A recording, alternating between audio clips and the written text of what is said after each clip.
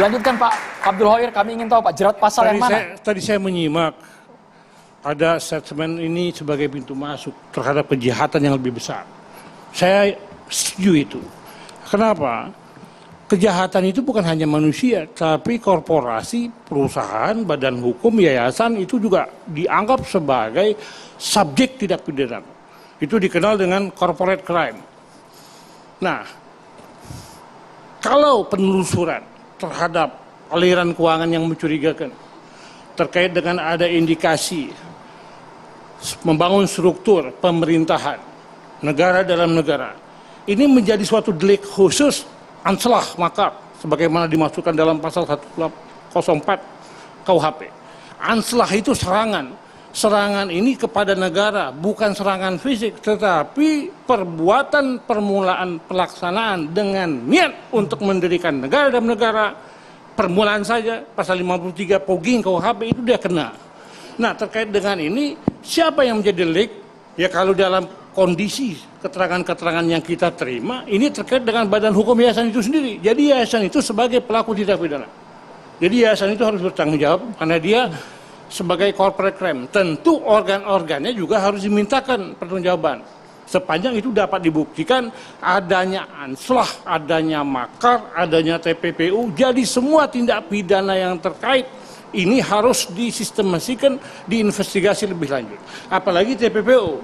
TPPU itu dari huruf A sampai huruf Z itu ada, dari penggelapan, perdagangan orang, korupsi, dan lain-lain. Nah, itu masuk penggelapan. Ya. Artinya menurut Anda panjangnya proses penyidikan saat ini itu artinya polisi sedang mencari juga dugaan. Kalau yang sekarang menurut saya sudah benar, karena yang dilaporkan itu adalah penodaan agama. Jadi penyidik terikat dengan pelaporan. Pelaporan itu sudah masuk, kemudian diperiksa, sudah proses, itu dalam perspektif integrated criminal justice system itu sudah benar.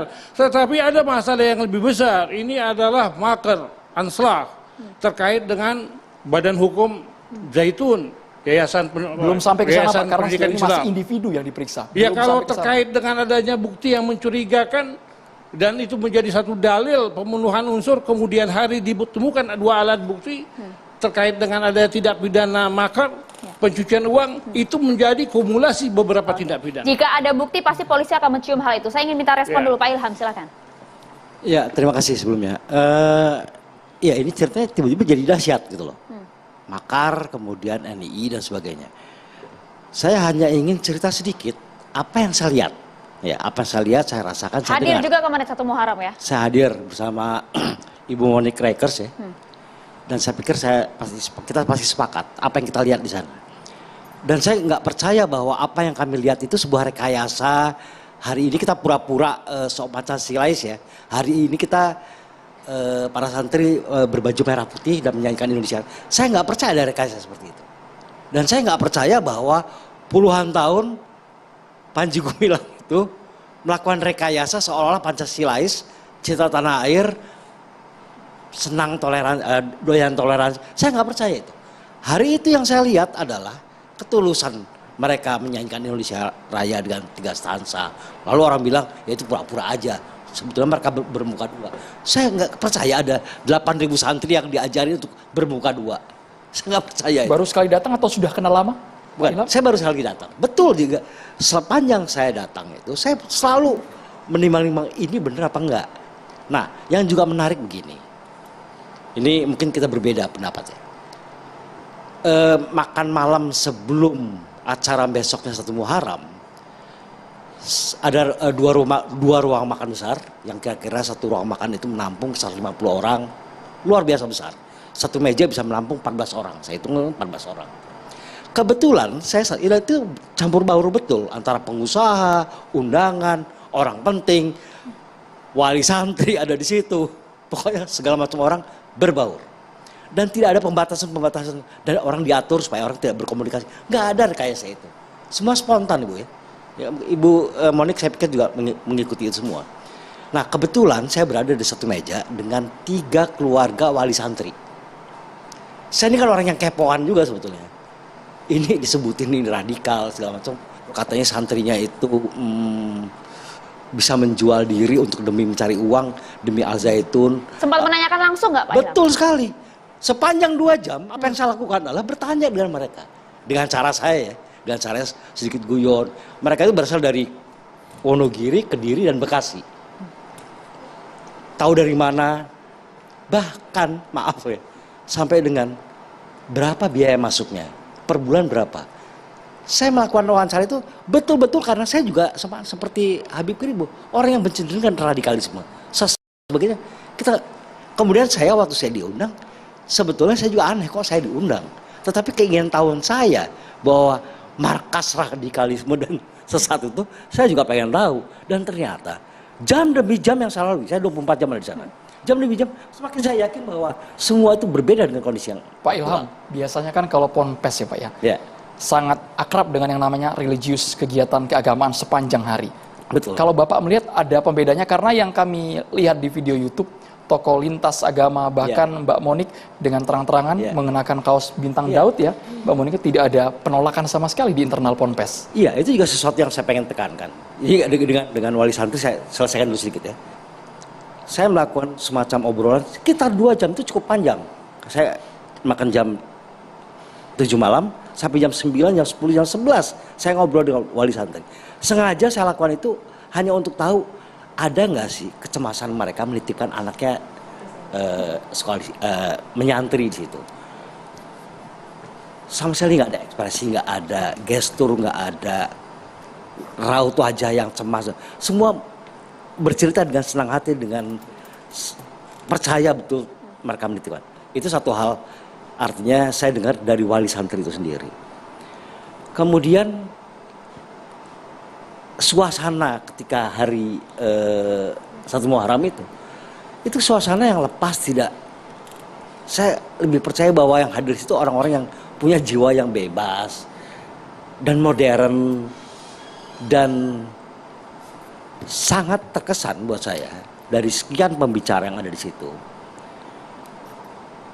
bahwa Pondok Pesantren ini mengedepankan pluralisme, humanisme, toleransi, perdamaian, persatuan. Saya pikir apa benar itu? Tapi ketika saya tanya sama sesama undangan, Bapak udah berapa kali? Kalau saya cuma 1 kali. Dia katakan, ya saya udah beberapa kali ke sini. Kemudian saya bilang, apakah suasananya selalu seperti ini? Karena saya juga bercuriga bahwa mungkin hari ini sandiwara, supaya kelihatan sebagai cinta tanah air dan sebagainya. Terus terang saya juga orang yang tidak menggugu begitu saja. Tapi saya, apakah ini dilakukan setiap hari, setiap tahun 1 Muharram? Ya memang begini kata mereka. Seperti begini, iya seperti begini. Ada tuntutan mengumpulkan dana, mewajibkan yang datang ya, harus itu juga sesuatu yang dengan nominal mungkin fantastis. Iya, waktu saya ketemu dengan Wali Santri itu saya tanyakan, apakah cerita lempar jumroh dengan uang itu betul? Mereka tertawa. Mereka bilang, halah itu hoax yang nggak lucu banget lah, nggak perlu kita pikirin lah, kira-kira gitu. Dan malah hari itu kita nggak lihat acara itu. Sebelumnya saya lihat di banyak medsos melempar itu dengan uang. Pikir aduh ini, makanya jam demi jam saya semakin yakin bahwa apa yang diceritakan di luar itu sama sekali berbalikan dengan apa yang ada di situ. Sempat bertanya langsung Pak Ilham pada Panji Gumilang?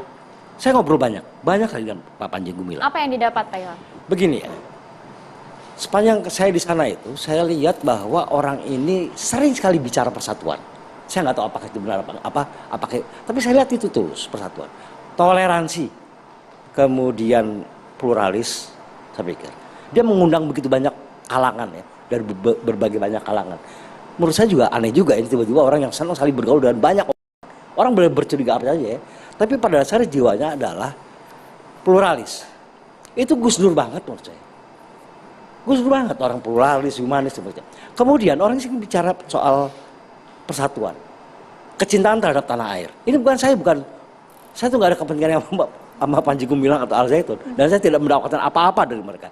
Cuman orang ini yang dibilang, yang orang yang dizolimi seperti itu, ternyata berbeda. Karena apa? Saya ini adalah orang yang punya komunitas, yang berpuluh tahun dizolimi, kemudian pokoknya artinya begitu banyak cerita hoax tentang dizolimi dalam konteks apa Pak Ilham? Karena kemarin itu sempat ramai antara Panji dan juga Wakil Ketua MUI meributkan mengenai tudingan Panji Gumilang berpaham ideologi komunisme. Bapak Ya, sempat itu- menanyakan hal itu? Iya, itu yang saya pikir juga kadang-kadang ini, saya tuh tumbuh empati saya. Boleh didekatkan Pak Ilham? Ya, tumbuh empati saya melihat orang yang tiba-tiba punya niat baik tapi kemudian difitnah, di hoax dan sebagainya. Yang sama sekali saya merasakan itu karena puluhan tahun juga saya dan kawan-kawan seperti itu. Anda mengenal Panji Gumilang dari mana ya Pak Ilham? Ya ini harus cerita dari awal. Jadi kira-kira ringkasnya begini. Suatu hari saya terima WA itu kira-kira 5 hari sebelum acara 1 Muharram. Kemudian saya sendiri kaget, loh kok ada Al Zaitun mengundang saya untuk hadir. Nah kemudian saya katakan bahwa saya bisa hadir selama saya dapat klarifikasi, tabayun. Saya telepon yang mengundang saya, ketua panitianya. Saya menanyakan 4 hal. 1 masalah NI, kedua masalah peribadatan yang katanya tidak sesuai dan sebagainya. Ketiga masalah uang kok begitu banyak ada di situ. Keempat itu, tentang wanita mengimami. Semua dijelaskan dengan baik sekali. Tapi saya belum tentu percaya. Makanya saya datang. Saya datang ke sana. Tapi ringkasnya begini saya pikir ya. Semua mengakui bahwa pondok ini baik. Santrinya baik. Produknya baik. Saya nggak masuk akal saya bahwa sebuah produk yang baik itu dihasilkan dari seorang pemimpin. Sebentar. Anda ini seperti PR-nya Panji Gumilang. Bukan. Nggak bisa hanya 1 hari lalu Anda menyimpulkan. Betul. Panji Gumilang itu di tahun 70-an dalam sebuah penggerbekan Kodim, ya, Sebentar. distrik militer di Menes, itu Sebentar. menemukan Saya ingin menyatakan- buku Das Kapital. Das Kapital di rumah Panji Gumilang. Oke, Artinya sebentar. Panji Gumilang Oke, sebentar. terindikasi komunis. Yang kenal lebih lama siapa? Bentar. Pak Taufik kenal lebih lama daripada Pak Ilham Aidit? Saya lebih lama dan saya nggak Dari suka. tahun berapa Bapak? Dari tahun berapa? Ya, saya dari tahun 93. Sebentar. Ya. Anda baru 1 hari. Ya, sebentar. Jangan jadi PR-nya Panji Gumilang. Saya tidak nggak jadi suka. PR. Cukup. Yang kedua, maaf ya. Sebentar. Oke. Ya. Soal Das Nggak Kapital. bisa, nggak bisa. Pernahkah Anda tahu bahwa Marxisme, Das Kapital Saat itu dibaca rejim sebentar, saat sebentar. itu begitu memang modelnya. Bergantian. Pak Taufik ditahan dulu, Pak Semua Taufik. pendiri bangsa ini membaca Marxisme. Untuk Anda tahu. Saat itu Marxisme, Das Kapital itu dibaca oleh saya setiap lebaran datang ke rumahnya Pak Ahana Sution. Saya lihat di rak itu ada Das Kapital. Terus saya tanya, Pak baca ini? Pak Ahana Sution. Semua pendiri bangsa baca itu. Jadi kemudian Anda pikir bahwa orang baca Das Kapital itu komunis. Lugu sekali. Itu tahu. Saya bukan PR-nya, sama sekali bukan PR-nya Panji Gumilang. Saya nggak dapat apa-apa dari Al Zaitun, nggak dapat apa-apa.